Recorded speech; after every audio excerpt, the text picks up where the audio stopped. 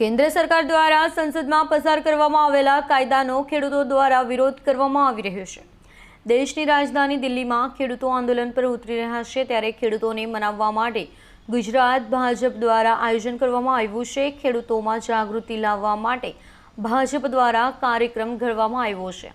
ખેડૂત સમર્થક બેઠક અંગે માહિતી આપતા ગુજરાત ભાજપના પ્રદેશ પ્રમુખ CR પાટીલે કહ્યું હતું કે આગામી દિવસોમાં 700 સંમેલન યોજાશે, જેની શરૂઆત આવતીકાલથી થઈ રહી છે। બારડોલીમાં સૌપ્રથમ સંમેલન યોજવામાં આવશે। હાલ ખેડૂતોને ગેરમાર્ગે દોરવાનો પ્રયાસ થઈ રહ્યો છે, જેની સામે ભાજપ દ્વારા સરકારની હિતકારી યોજનાઓ અંગેની માહિતી આપવામાં આવશે। આવતીકાલે સવારે બારડોલીમાં ગુજરાતની પ્રથમ ખેડૂત સમર્થક બેઠક યોજાશે। આ બેઠકમાં 400 ખેડૂત આગેવાનો હાજર રહેશે। પ્રદેશ અધ્યક્ષ CR પાટીલ આ બેઠકને સંબોધન કરશે। આ અંગેની માહિતી આપતા પાટીલે જણાવ્યું હતું કે આંદોલનમાં ખેડૂતો નથી, પરંતુ રાજકીય પાર્ટીના લોકો વધારે સંખ્યામાં છે। કિસાનોના હિતના કાયદાઓ વિરુદ્ધ ખેડૂતોને ઉશ્કેરવાનું કામ કોંગ્રેસ સહિતના રાજકીય પક્ષો કરી રહ્યા છે। CR પાટીલે વધુમાં જણાવ્યું હતું કે રાજકીય રોટલા શેકનારી પાર્ટીઓ ખેડૂતોને ગેરમાર્ગે લઈ જવાનો પ્રયાસ કરી રહી છે। કૃષિ બિલે ખેડૂતોના હિતની વાત કરી છે। દર વર્ષે ખેડૂતોના ખાતામાં 6000 રૂપિયા આવી રહ્યા છે। વચેટિયા પ્રથા બંધ થતાં આંદોલનને વેગ આપવામાં આવી રહ્યો છે। મોદી સરકાર ખેડૂતો માટે અનેક લાભદાયી યોજનાઓ લાવી રહી છે।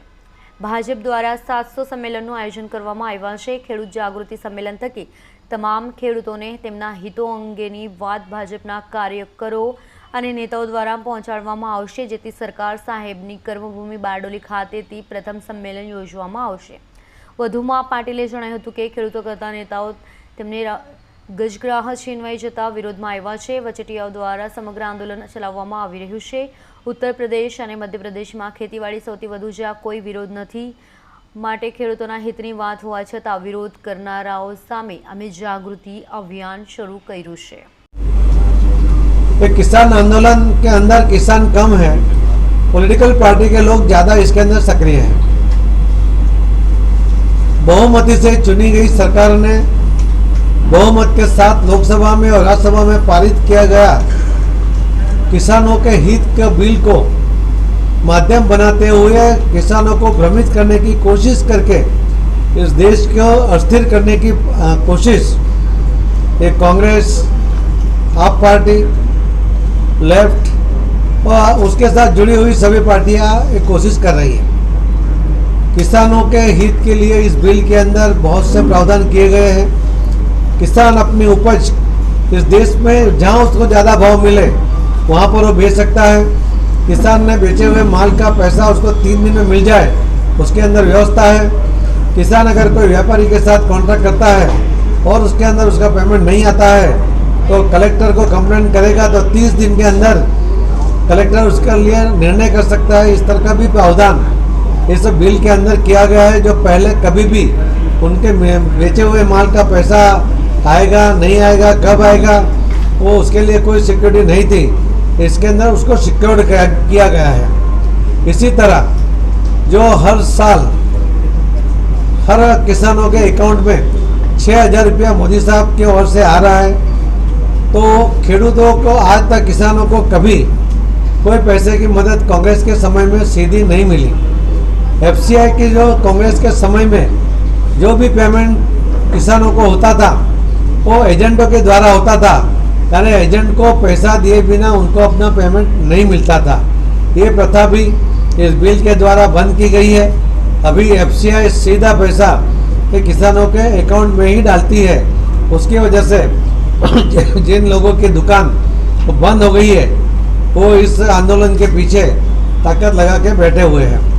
जो कांग्रेस अपने समय में उसने MSP नहीं दी, स्वामीनाथन का रिपोर्ट लागू करना चाहिए ऐसे तत्कालीन प्रधानमंत्री मनमोहन सिंह जी ने लोकसभा में भी कहा था।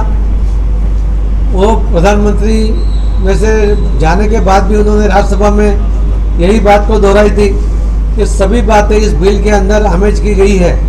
किसानों के हित के लिए स्वामीनाथन बिल में जो व्यवस्था थी कि उनको जो लागत है वो लागत मिलनी चाहिए। मोदी साहब ने उससे आगे बढ़कर जो लागत है, मान लो उसको 1000 रुपया लागत है तो उसको 500 रुपया मुनाफा के साथ 1500 रुपया मिलना चाहिए। इस तरह की व्यवस्था की गई है। ऐसे अनेक प्रकार के व्यवस्था इस बिल के अंदर किसानों के लिए हुई है, फिर भी किसानों को भ्रमित करते हुए जो एमएसपी के अंदर भी जो लागू करने वाले नहीं है ऐसा भ्रम जो फैला रहे हैं, वहाँ पर भी ये बिल के बाद तुरंत सरकार की ओर से एमएसपी डिक्लेयर की गई थी, भाव बढ़ा के किया था और आज भी सरकार ने कहा है कि वो लिखित स्वरूप में देने के लिए तैयार है। जो किसान नेता है वो तो इस बात को मानने के लिए तैयार है, मगर ये जो पार्टियाँ बाकी लोग जो शक्तियाँ हैं वो उनको आंदोलन बंद करने के लिए इजाज़त नहीं देती। वो चाहते हैं कि आंदोलन चलता रहे, सरकार बदनाम होती रहे, और इसीलिए भारतीय जनता पार्टी ने पूरे देश में 700 सम्मेलन और गुजरात में 10 सम्मेलन करके किसानों को मिलकर किसानों तक पहुंच के उनको सही बात समझाने की कोशिश करने वाले हैं। और मैं ऐसा मानता हूं कि अभी तक 2 ही राज्य के अंदर ये आंदोलन चल रहा है। सबसे ज़्यादा किसानों की उपज है वो उत्तर प्रदेश और मध्य प्रदेश में है। अगर उनको नुकसान होता तो सबसे पहले वो किसान भी आंदोलन करते, मगर उसमें से कोई भी किसान इस आंदोलन में जुड़ा नहीं है। यही बताता है कि ये कई पॉलिटिकल पार्टियों के दिमाग की उपज है। वही चाहते हैं कि देश के किसानों के नाम पर ये आंदोलन चले और उनका उल्लू सीधा हो, मगर उसमें सफल होने वाले नहीं है। ये मैं आपके माध्यम से कहना चाहता हूँ। सर, इतने सारे फायदे